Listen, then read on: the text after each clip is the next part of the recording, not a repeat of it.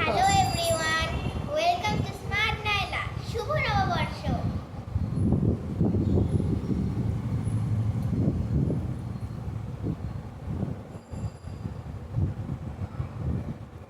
আমরা আমরা সবাই আমাদের পৈতৃক বাড়িতে এসেছি শুভ নববর্ষের দিনে। আমরা এই বাড়িটায় আগে যখন থাকতাম তখন চৈত্র সংক্রান্তির দিনে আমরা ঝাঁপবান দেখতে যেতাম। মণ্ডপতলায় হয়, আমাদের খুব ভালো লাগতো দেখতে। তো এই আমার মা উনি এইখানে চাকরি করতে, আমার ভাইয়ের বউ ও এসছে, আগেও এসেছে, এবার এসছে। এটা পিহু আর আমাদের মাত্র সবাই মিলে আমরা এসেছি। এসে এখানে আমরা খুব উপভোগ করছি।